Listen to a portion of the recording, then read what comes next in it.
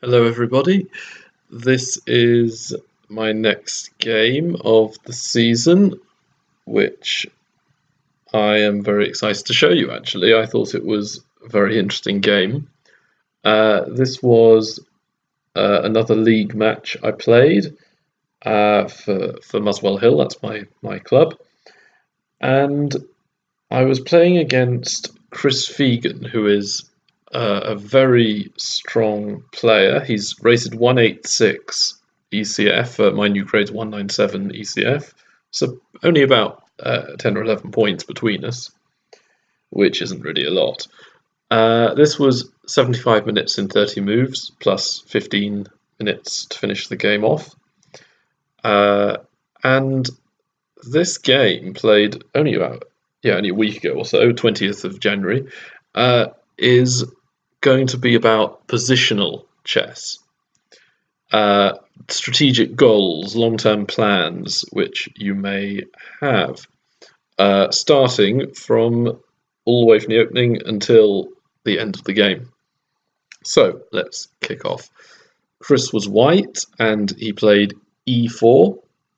And I don't like playing symmetrical openings, so I played the rather unusual knight f6, going into a Alekhine or Alekhine, however you pronounce it, where black provokes white to build a big centre of pawns and then tries to chip away at it over time.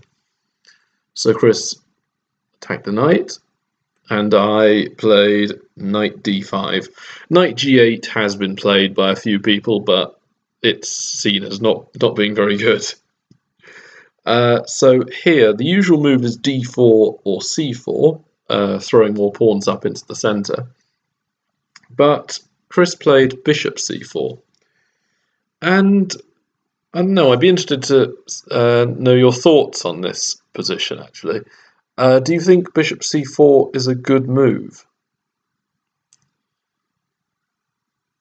On the one hand, it does develop a piece and attack one of mine, so I'll have to probably move it again.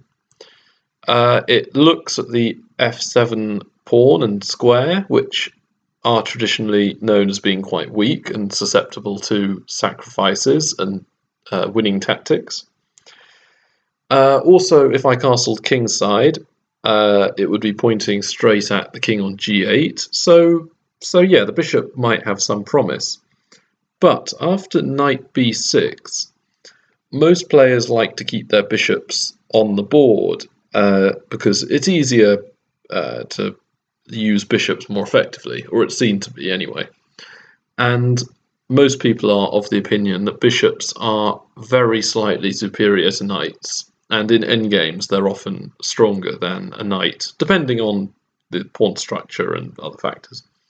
So Chris retreats the bishop to b3, best move, I think, just still eyeing that diagonal with f7 and g8. And here I play a very primitive threat, as somebody I know might call it, c5. So the threat here is just c4, trapping the bishop and winning a piece for a pawn.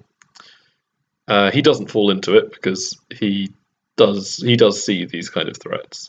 So c3 was played, and here I like to develop pieces with a not quite a tempo, but with a threat going on. So I play knight c6, and he defends it. He defends his pawn on e5 with his knight by going to f3. And here I want to develop my bishops now that I've got the knights out. So I play d5. A couple of uses to this move. It puts a pawn in the centre, so it's controlling and occupying the centre. Very good. It blocks out the bishop from f7. The diagonal of the bishop is restricted. And of course, it allows the bishop on c8 and even the queen on d8 to have more mobility and control more squares.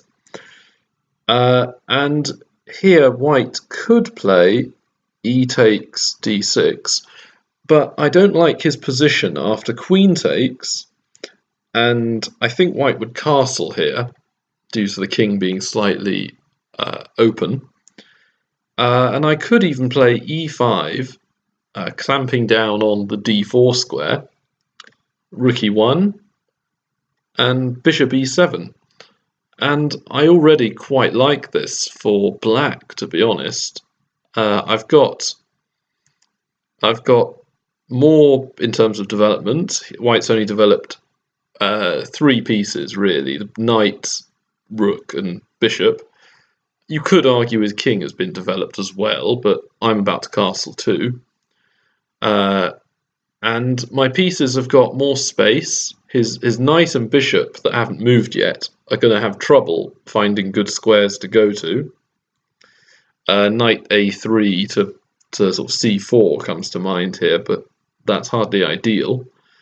And his d pawn is going to have trouble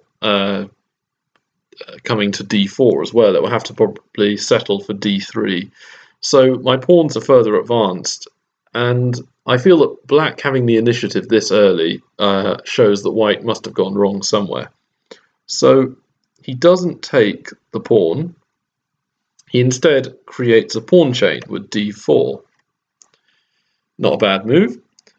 And here I decide that I'm going to transform this into a French defence, or a close, a very close, sort of similar position to one. So c takes, c takes. But before I play e6, bringing a very close resemblance to the French, first I let my bishop out of the pawn chain, because that's the one thing I hate about the French, is the bishop on c8 has nothing to do for a very long time and isn't really that useful. Here, though, it's pinning the knight and creating a simple threat of bishop takes knight, and if queen takes, then the d4 pawn is unprotected, so I would win a pawn. And g takes would just ruin white's structure on the king side. His pawns wouldn't be where they should be, which is side by side, controlling the maximum amount of squares and being in the best possible structure. So to prevent this, he plays bishop e3, and then I play e6. So now it's very similar to a French, but an improved French, where all my pieces are useful and active. So already, if we take stock of the position here, white has a d4 pawn, which is needing protection. So the pawn is a backward pawn. The bishop on e3 is basically just a large pawn defending d4. It's not really a bishop anymore. The knight is pinned. His bishop on b3 is just aiming at a brick wall on d5. There's a massive pawn chain, f7, e6, d5. The king isn't castled, and his knight on b1 is undeveloped. So you could argue that none of white's pieces are really that good. Although perhaps I am being a little bit unfair and biased towards black. If you take a look at black's position, though, the pawn chain is nice and strong. No backward pawns, so black has a better pawn structure. The bishop on g4 is pinning the knight, so it does have a function. It's restricting white and tying him up a bit. The knights on c6 and b6 are attacking on the queen side. They're putting pressure over there. So in a few moves, there might be some advances I can make on the queen side. And although not yet in the game, the bishop on f8 does control some key dark squares in my half of the board and on white's queen side. So I like my pieces. I feel they're positionally better than white's at the moment. Anyway, after he played bishop e3, I did e6, and then he castled. Sensible move. King's in a good square. So I play bishop e7 because I need to develop another piece, and also I want to castle too. Castling's a good idea.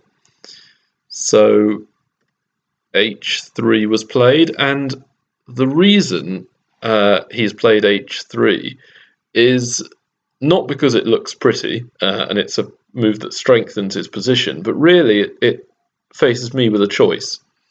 Either I can retreat my bishop, or I can take his knight on f3.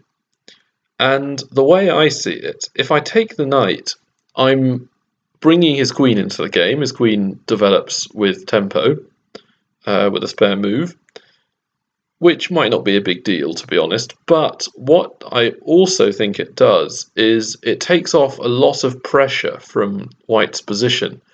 And while a computer might not think of this as very significant, in an over-the-board match between humans, if one side is continuously under pressure, they're more likely to make errors, make mistakes. So I do retreat the bishop and keep the pin active, and White then brings his knight to bolster the defense of the other knight. Then I castle.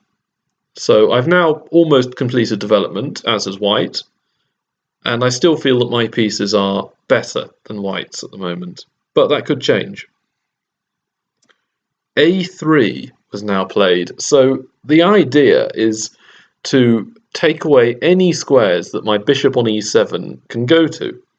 And as you might be able to see, it can't go to any square at the moment without being taken other than h4.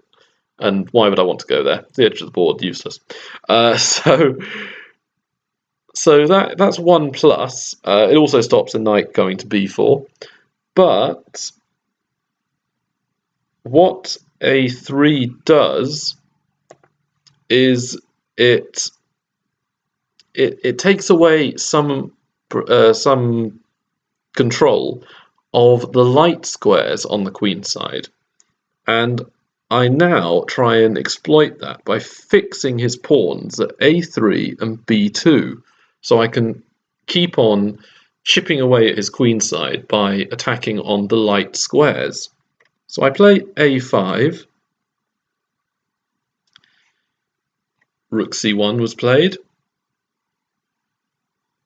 and before I play a4, completely fixing the pawns, I just want to complete development. So I play queen d7, which connects the rooks together. It's never a bad thing, really. It also indirectly controls a4 for the time being. And it also protects b7, which isn't really that important, but it's a nice little side note. So now he plays bishop c2, which was probably going to be played anyway if I'd played a4, so he feels that he may as well reroute the bishop now. And without thinking, I just play a4. But I was then scared out of my wits by a move which, fortunately, he didn't really play because I don't know how I'd have reacted to it. But can you see what he can play here, which could scare me a bit?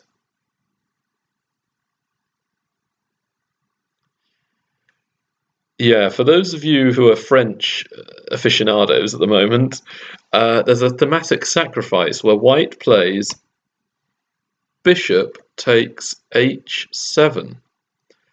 And unless I want to just lose a pawn, I take the bishop, knight g5 check, and it's almost suicide to run the king out any further. So I would have played bishop takes g5, queen takes h5 check, and I want to keep the piece on, so bishop h6, and I'd analysed as far as g4 with the threat of g5 winning the bishop. And I didn't know whether to play f6 or some other move. And later, computer analysis showed, so I can't take all the credit here. The computer showed knight e7, g5, knight f5, g takes, g6. And here my knights are better than white's minor pieces, and black is better, only by a little though. So I didn't need to be too worried, but I did need to be a little cautious in this position. But it does work out if I keep my wits about me and play the right moves. But then again, it's easy to do that in hindsight. It could have turned out very differently if Chris had found this move. I might have panicked and have made a horrible blunder, horrible mistake. So fortunately, he did not put me in that position. Instead of playing bishop takes h7, he played pawn g4. So he's weakened his king side, but the idea is after bishop g6, he swaps off the bishops. And what would you do here? What would you recapture the bishop with if you were black? I'll give you 10 seconds to have a think about it.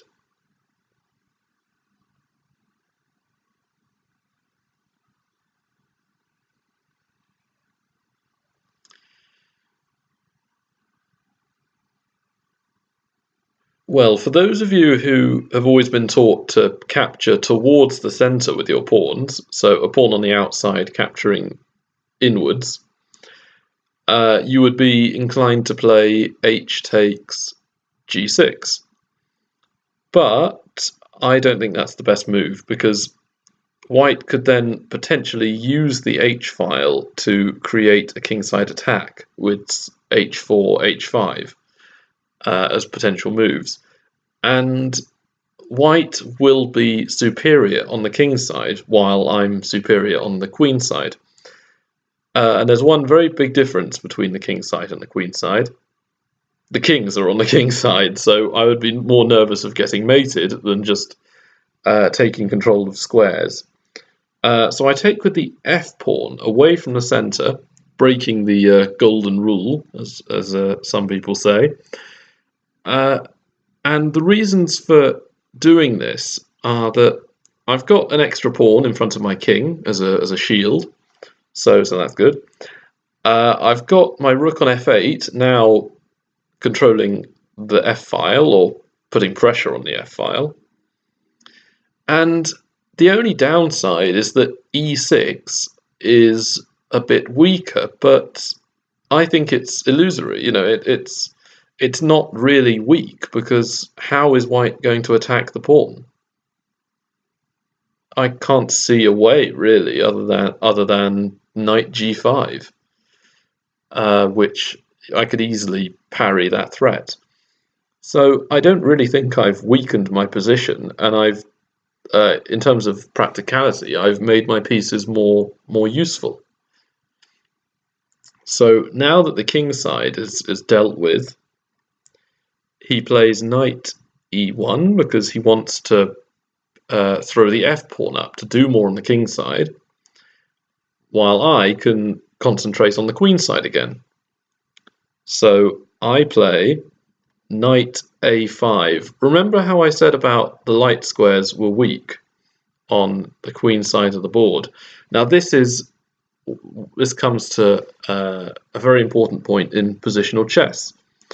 You need to think of where you're going to put your pieces and what squares are the weakest and what squares are easiest to exploit. So in general, in a lot of these sort of positions, black wants to aim at c4 on the queen side and f4 on the king side with his knights, because those squares are near enough to the center to have a lot of influence, and also able to influence a lot of squares on the sides of the board they want to, so king side and queen side. So I have c4 now under control with my pawn and the two knights.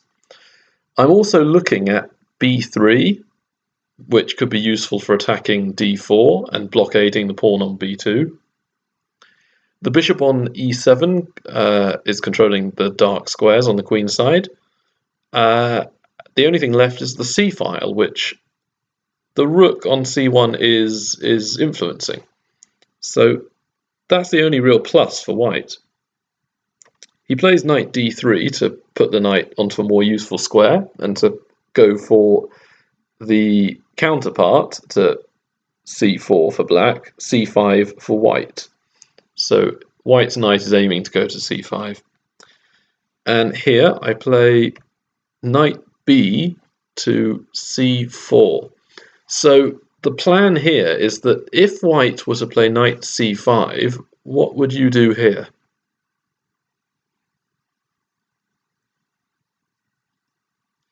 Yes, if knight c5, black can play bishop takes, white recaptures, and then black can take the pawn on e5, which would be undefended. So he can't play knight c5. Instead, he probably should just take my knight, to be honest, and try and stop me having so many pieces on the queen side. Instead, he plays queen e2, which, again, on the surface, it doesn't look so bad. It connects the rooks, makes the queen more useful, protects the bishop on e3, so white can now play f4. Chris can try and throw up a pawn storm and make the king side an area of operations. But queen e2 is a mistake. Can you see what I play here to win material?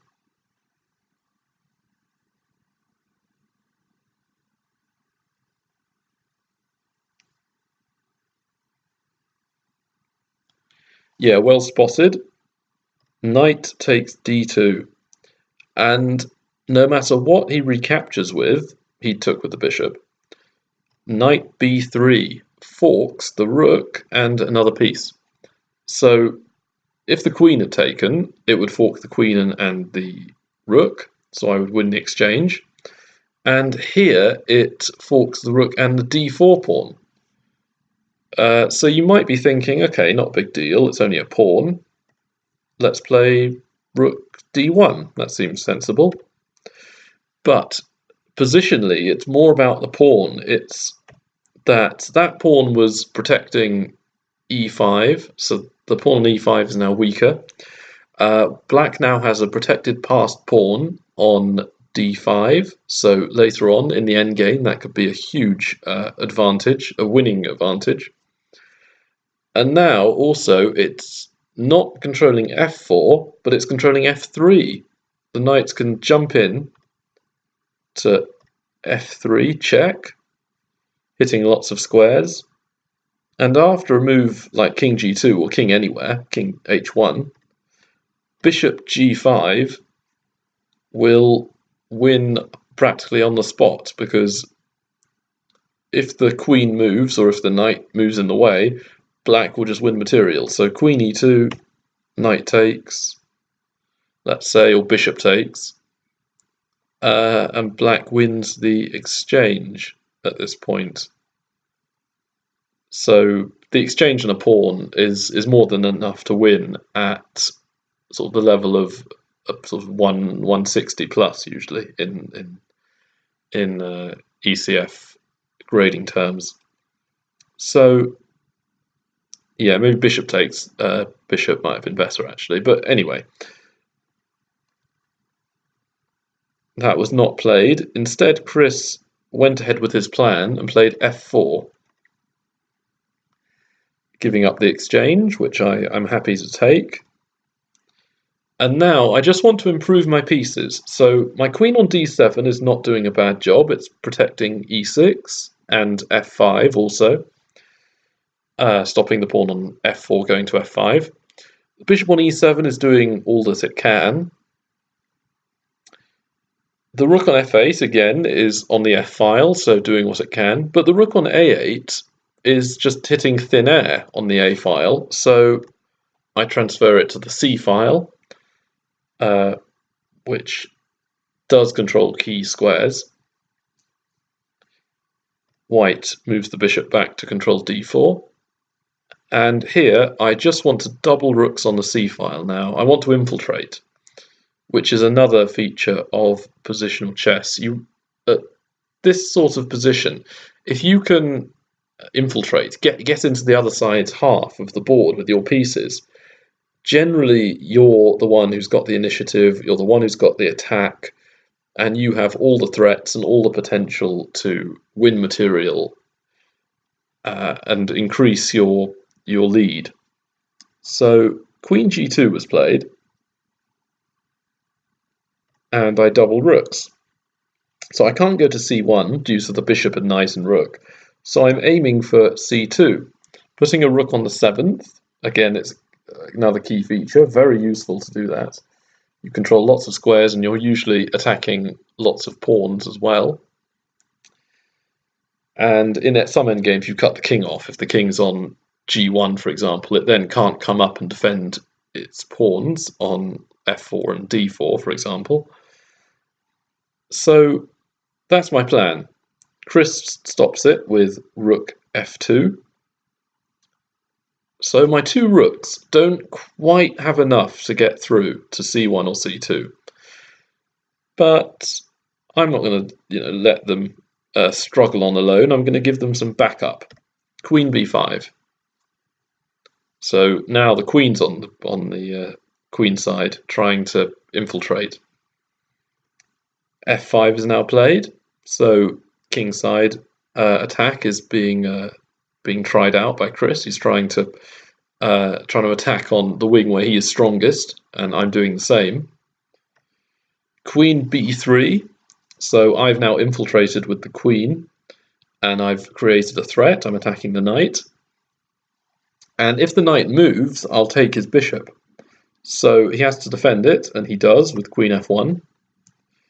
And I just want to make sure that the king side isn't being completely ripped apart and my pawn structure isn't left in ruins. So I just swap off and get rid of the doubled pawns. And then I swap rooks. I just want to swap everything off and win being the exchange up. Nice and easy, no thought required. So he takes, and I recapture with the queen, actually. A lot of people would recapture with the rook, but again, I didn't want to have too much to think about. If I took with the rook, then f takes e6 might have been annoying with queen f7 as a threat.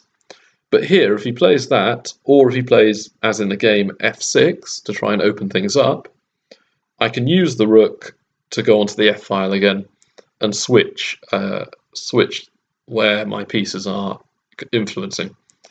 So now I can win the pawn on f6.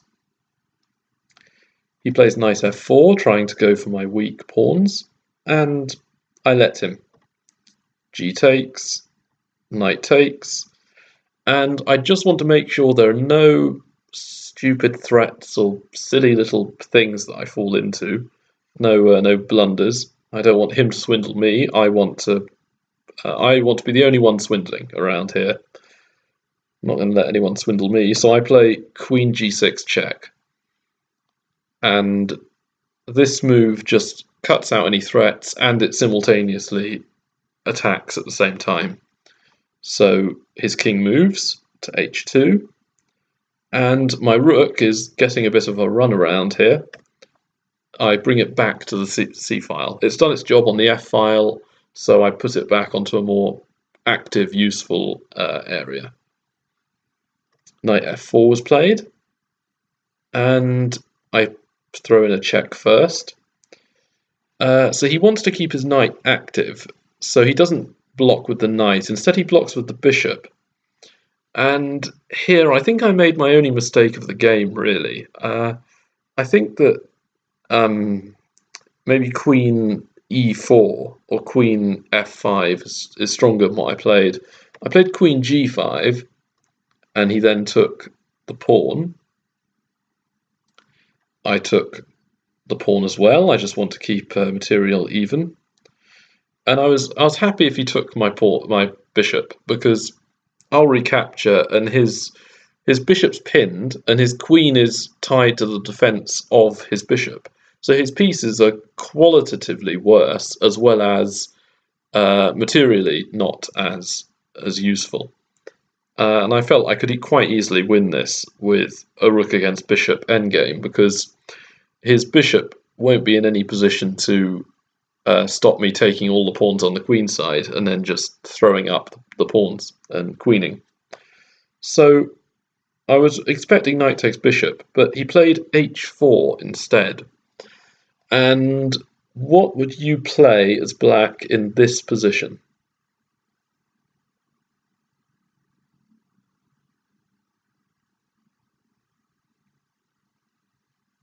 Yes, because the bishop's pinned, queen takes h4, king g1, queen g4 check, king h2, and bishop h4. Here Chris resigned because he saw that this just isn't looking good. I'm going to win material here. On a nice side note, though, I did briefly point out after the game that there was a very nice way for me to win by giving the exchange back to him, but winning all the pawns by going. Supposing he said goes queen g1 or queen e1, rook takes, queen takes, bishop takes, fork, knight f6 check, king f7, knight takes queen, bishop takes pawn on d4, king g3, king e6, king f3, bishop takes b2, king e4, h5 to prevent the e5 pawn being taken, knight e3, bishop takes a3, knight c4, and I reroute the bishop to d6. So now, without really having to think very much, I'm going to win this quite easily. I can just play a3 or h4 and just throw the pawns up on opposite sides of the board, and his king and knight won't be able to stop them. So anyway, I hope you found that entertaining and informative. Like, comment, subscribe below, and see you in the next video.